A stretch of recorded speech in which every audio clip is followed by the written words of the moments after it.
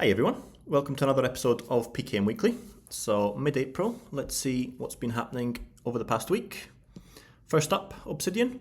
So Nick Milo, he accidentally found a way of how making callouts within Obsidian with various different links makes it much easier and smoother navigation on mobile.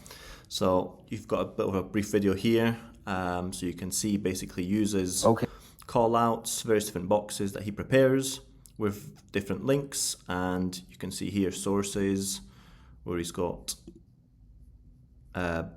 books, movies, series, courses, and as he clicks each one it will just basically go to that different section so that he can see the data query or data view that is there. So it just makes clicking through different information a lot smoother and a lot easier. So thank you very much, Nick, for posting that. Very useful indeed. Next up, AI in Obsidian. So there's a couple of AI related posts this week. One was how to run local AI within Obsidian, so using the Copilot plugin plus LM Studio. So the video just goes through a walkthrough of how to use the local AI within Obsidian using Olama or LM Studio. It's free, practical, private and local. So definitely do check this video out. And then another one was why I use Obsidian, and using the system sculpt just basically provides us a video with how he uses the tool that gives him access within Obsidian to use various different AI models. So definitely worthwhile checking both of them out if you're interested in AI within Obsidian. Certainly the first one, which is free, private and local, it's definitely worthwhile checking out. And then there was a question from a user of a bit of a different question. So rather than using why you use Obsidian or what you use it for, this one was what don't you use Obsidian for? So various different things. I found the app that uses a bit of everything, like an everything app, but instead of that, what don't you use Obsidian for? So if we just check this out, a number of comments, and the top one is mobile notes. It's hard to use for quick notes. What's another one? Maintaining daily notes, difficult. Task manager and calendar reminders, completely agree. Much easier just to use a dedicated task manager than trying to hack it into Obsidian. Tasks, back to Todoist, fully agree with that one. As well, Todoist plugin, spreadsheets, yep, I agree with that one too. So you can see there's a lot of things that people do not use Obsidian for, so definitely do check this out if you're also wondering what other people are saying, because it was quite a useful post. And I agree with most of them of trying to just keep Obsidian simple for what you actually need it for, rather than trying to make it do absolutely everything like a finance tracker, budget tracker and all of that, when you're bound to run up into issues. So next up, Capacities. They've gone through some big improvements on the performance side. So from a lot of feedback that various different users in the community have been given, they realized that they needed to do something about performance. So what they've done is large documents should now feel smoother, faster typing, and block operations basically a lot smoother and more responsive in the whole scheme of things. Tables, they've also got a speed boost too. So now you can edit, resize, and type in simple tables. It will be much snappier and quicker with less lag and latency. And then backlinks and tag pages are also quicker.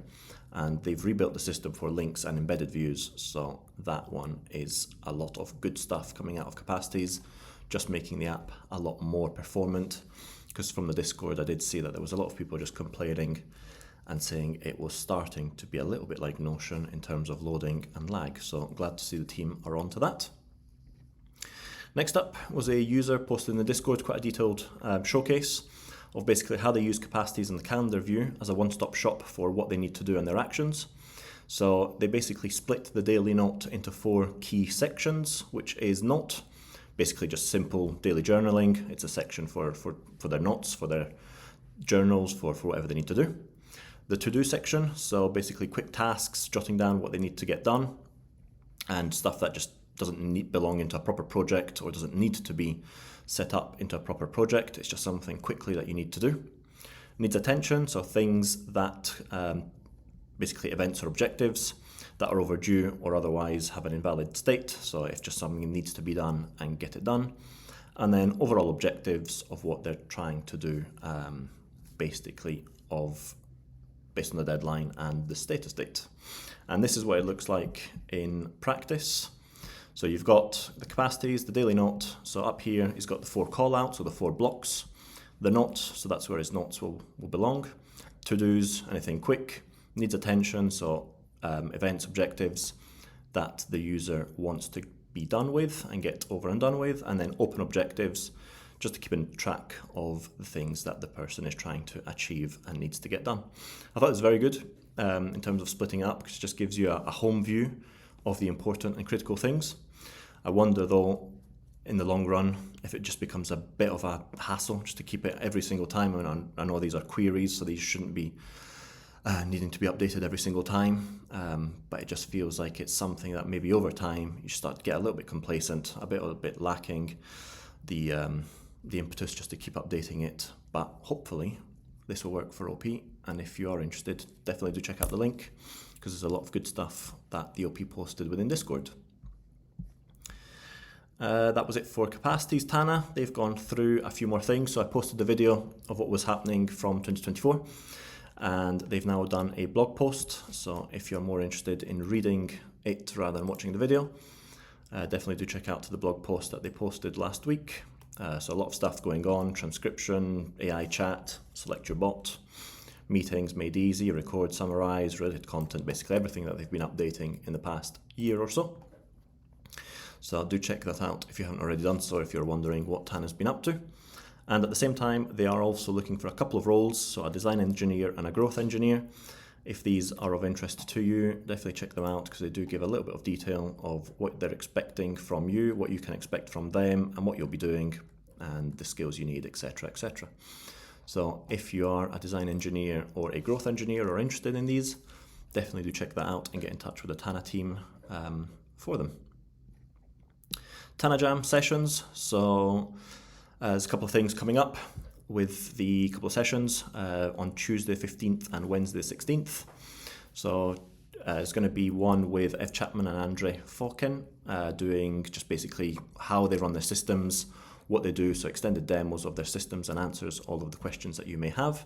And then there's another one with Felipe or RJ Nestor, and RJ Nestor, on the 16th of April. So you can see the time zones here, and you can sign up to the sessions here and here if you're interested in taking part. So definitely worthwhile having a look through it, because it does sound jam-packed, excuse the pun, and a lot of things going on that they will showcase and show you how you can build your own productivity superhouse. So do have a look at these ones. I thought this was an interesting one from Marnie. Basically, how you can use Tana to basically come up with an idea, and can you do more of it? So basically using a prompt, and the Billionaire Council simulation prompt, where it's basically you ask a question on a business idea, on a task, or whatever it might be, and you get responses back in this style of, let's say, Elon Musk or Jeff Bezos or Warren Buffett, and you can get some information back of or what they think of your idea. So definitely do check this out, because Marnie does go into a lot of details of how she sets it up. See if it loads up. A lot of write-ups, a lot of details about how she got it in, and there is also a very detailed video on it. So do check that out if you're wanting to get some ideas and a bit of a soundboard, if you will, on your ideas and projects. And then Andre, he did a good video on Tana onboarding, so basically start from fresh, how you can set it up, and he does it in a sense that he's explaining it to a new co-worker, trying to get them started on Tana. So definitely do check this video out as well if you haven't used Tana, or if you're just starting out to use Tana, because it does go through the very detailed basics and just gives you the whole set of tools that you might need to get set up with Tana. Logseq was a bit light this week, but and this is a bit of a stretch one, but Dario, he's basically posted a video on how he discusses and his struggles on maintaining systems in Tana and Logseq, and basically shares his journey towards aligning actions and intentions. Very good video, just basically goes behind the scenes of how of what he gets up to in Tana and Logseq, just to keep his notes in check and his actions and intentions aligned with what he needs to do. So definitely do check that one out, because he does go through them both in Logseq and Tana. AppFlowy, we've got a post from a user that doesn't use Trello, Asana or Airtable, and they basically use AppFlowy to manage their projects in Android. So it goes through multiple devices, multiple workflows. Finding an unified project management solution is difficult, and they basically found one with AppFlowy. I mean, first off, I had to access Yahoo, which has been a long time since I accessed that, so that's a blast from the past. But it basically goes through and just explains how he sets up AppFlowy on Android just to make the most out of it and manage his projects whilst on the move. So if you're in a similar position, definitely do check that one out, because it's very useful in terms of using AppFlowy on mobile. RemNote, they've had a couple of updates of late, so you can now press and create entire tables using AI. So basically come up with a table name, some of a little bit of description, and with AI it will autofill it for you. So the various different things, so amino acids for example, it basically will create this table for you with a lot of the chemical symbols, chemical structures and popularity, or polarity even. Not popularity. So definitely do check that one out in RemNote, because it just basically makes the use of AI within tables. And now also there was the update in the last one, you can bulk edit table rows. So you can see here you can select various different table rows and edit them in one time rather than having to edit each row individually. So definitely worthwhile and makes a quality of life improvement and very useful in that sense. There was a bit of an update from Thymer, so still no release, unfortunately, but I thought this was quite cool. So he's basically showing off the various different UI structure of how it is. So servers, different tags at the top, or different views that you can have, and then edit as code. And if you want to edit as code rather than editing it in a different way, you can click at the top, the click of a button, and then you can edit it in that way. So very useful, although it is still no sign of when it will be released or how or what features it will include or pricing. So hopefully the devs will make us a little bit more aware of that and share some insights sooner rather than later, because it does seem like a very good app. Orca Note, they've released 1.5.0, so it includes bug fixes. Match tag basically just makes it a more conditioned and respects the scope tag. Query tags, and double the number of custom colors for text highlighting, underlining. So a lot of quality of life improvements in Orca Note, just making it a little bit more usable for various different users. And AFFiNE, they did a huge release with 0.21.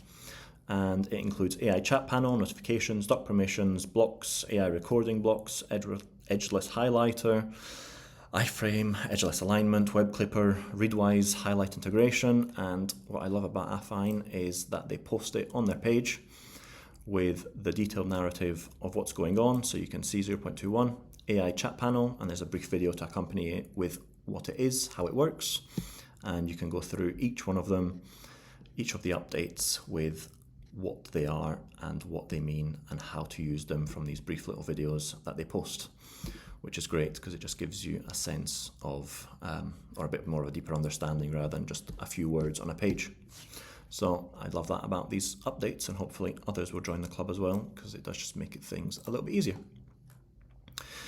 Joplin, one that I've not really reported on before, but I saw that they've now have OCR for attachments. So basically images, PDFs, various different files, you can now run OCR on it, and it will just basically transcribe the text from it. So you can just then search, reference it, or copy it into your notes. So that's a very useful addition. And that's it. That's it for this week. So thank you very much for being here, and I shall see you next week. Thanks so much. Bye.